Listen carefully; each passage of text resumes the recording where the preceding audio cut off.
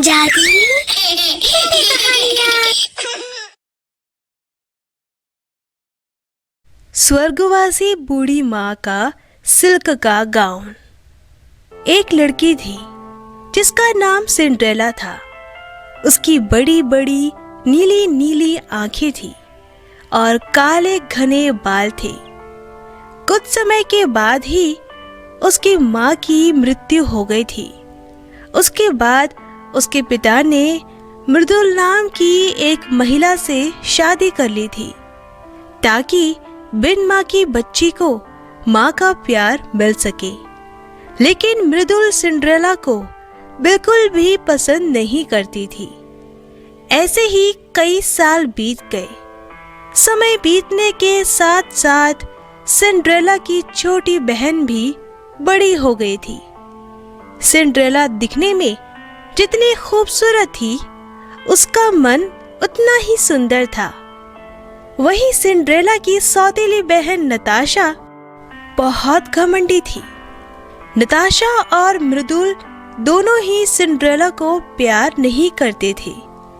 वह उससे नफरत करते थे। कुछ समय बाद सिंड्रेला के पिता के गंभीर बीमारी से मृत्यु हो जाती है। पिता के जाने के बाद वो दोनों सिंड्रेला को परेशान करने का कोई भी मौका नहीं छोड़ते थे। एक दिन मृदुल कहती है, सिंड्रेला, यहाँ आराम से क्या बैठी है? जाकर मेरा कमरा साफ कर। सुबह से तूने साफ नहीं किया, कितना गंदा पड़ा है। फिर सिंड्रेला कहती है, माँ, आप एक काम वाली रख लो।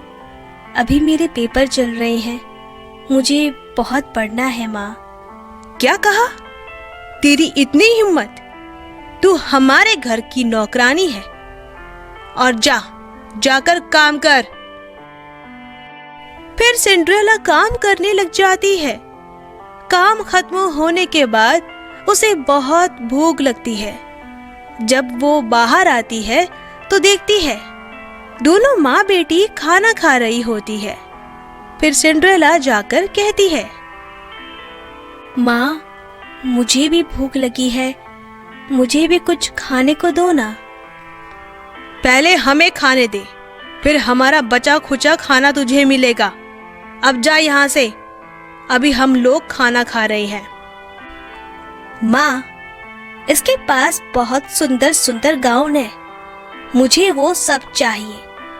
ये नौकरानी है, इसको तो फटे पुराने कपड़े पहनने चाहिए ना। माँ, इसे आप स्टोर रूम में रहने के लिए जगह दे दीजिए। हाँ, आज से तो स्टोर रूम में रहेगी। घर का काम करने के बाद तू इस घर में नजर नहीं आनी चाहिए। अब जा यहाँ से। यह हमारा मुंह क्या देख रही है? उसके बाद सिंड्रेला बचा हुआ खाना लेकर स्टोर रूम में चली जाती है और स्टोर रूम में जाकर बचा हुआ जूठा खाना खा रही होती है। फिर अचानक वहां एक चिड़िया आई। सिंड्रेला बहुत दयालु स्वभाव की थी। वह चिड़िया को भी खाना खिलाती है। अब सिंड्रेला की चिड़िया से दोस्ती हो जाती है। सिंड्रेला अपने दिल की हर बात चिड़िया से कहा करती थी। सिंड्रेला ने उस चिड़िया का नाम टूनी चिड़िया रख दिया था। ऐसे ही कुछ समय बाद एक दिन उस राज्य में घोषणा की जाती है, सुनो सुनो सुनो, आप सभी को सूचित किया जाता है। राजमहल में राजकुमार द्वारा एक पार्टी का आयोजन किया जा रहा है और शादी के लिए सभी लड़कियों को इस पार्टी में आमंत्रित किया जाता है। जो भी लड़की राजकुमार को शादी के योग्य लगेगी, राजकुमार उसके साथ शादी करेंगे। जब खबर नताशा और मृदुल को मिली तो दोनों बहुत खुश हो जाते हैं। इस पार्टी में तो मेरी बेटी ही सुंदर लगेगी, बिल्कुल राजकुमारी जैसी। राजकुमार को तुम ही पसंद आओगी। आज मैं तुम्हारे लिए सुंदर सा गाउन और सैंडल ले आऊंगी। माँ, जब मेरी शादी राजकुमार से हो जाएगी तब हम दोनों राजमहल में रहेंगे। हाँ हाँ बेटी, चल अब मार्केट चलते हैं। फिर सिंड्रेला आकर कहती है, माँ, मैं भी चलूँ आपके साथ? मेरे लिए भी आप एक गाउन ले लोगी? बड़ी आई गाउन पहनने वाली, तेरे लिए गाउन खरीदने के लिए पैसे नहीं है मेरे पास। मैं सिर्फ नताशा के लिए गाउन लूंगी, और अगर तू ऐसे ही आ गई तो तेरे फटे पुराने कपड़े देखकर सब तुझे बाहर निकाल देंगे। इससे अच्छा है तू मत आ। इतना कहकर नताशा और मृदुल चले जाते हैं और सिंड्रेला घर के काम में लग जाती है। फिर कुछ दिन बाद वो समय आ ही जाता है।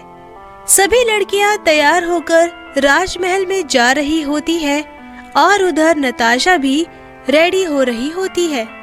फिर उतने में मृदुल कहती है, सिंड्रेला, कहाँ हो तुम? इधर आओ, नताशा का गाउन जल्दी से प्रेस कर दो, लेकिन जरा ध्यान से करना। अगर गाउन को कुछ भी हुआ तो तेरी खैर नहीं। सिंड्रेला चुपचाप नताशा का गाउन प्रेस करने लगती है। थोड़ी देर में दोनों राजमहल के लिए चली जाती है और सिंड्रेला उदास होकर रोने लगती है। काश मेरे माता पिता जिंदा होते तो आज मैं भी राजमहल जा पाती। तभी वहाँ तेज प्रकाश होता है और वो टूनी चिड़िया वहाँ आ जाती है।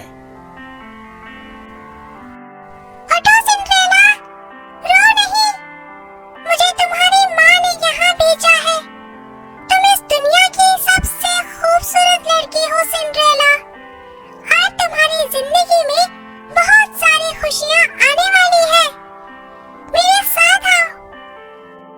और फिर इस तरह से टूनी चिड़िया सिंड्रेला को उसकी माँ की एक संदूक के पास ले जाती है। सिंड्रेला, इसे खोलो। इसमें तुम्हारी माँ का एक सुंदर सा गाउन है, उसे पहन लो। सिंड्रेला उस गाउन को पहन लेती है और टूनी चिड़िया उसे जादू से पूरा तैयार कर देती है। फिर टूनी चिड़िया सिंड्रेला को ले जाती है। सिंड्रेला, सब अच्छा होगा। और हाँ, 12 बजे से पहले तुम्हें महल से निकल जाना होगा, नहीं तो तुम पहले जैसी हो जाओगी। इतना कहकर टूनी चिड़िया वहाँ से चली जाती है। सिंड्रेला जैसे ही सभा के अंदर जाती है तो सभा में सभी लड़कियां सिंड्रेला को देखते ही रह जाती है और उतने में राजकुमार की नजर भी सिंड्रेला के ऊपर पड़ती है और राजकुमार को सिंड्रेला बहुत पसंद आती है। राजकुमार आगे बढ़ ही रहे थे, लेकिन नताशा को लगता है कि राजकुमार उसे अपनी राजकुमारी बनाएंगे। देखो माँ, मैंने कहा था ना, राजकुमार को तो मैं ही पसंद आऊंगी। तभी राजकुमार सिंड्रेला के पास आकर कहते हैं, क्या तुम मेरे साथ डांस करोगी? सिंड्रेला खुशी से हाँ कह देती है और राजकुमार के साथ डांस करने चली जाती है।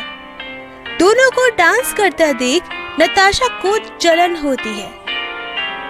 ये सिंड्रेला की बच्ची को मना किया था, इसकी इतनी हिम्मत।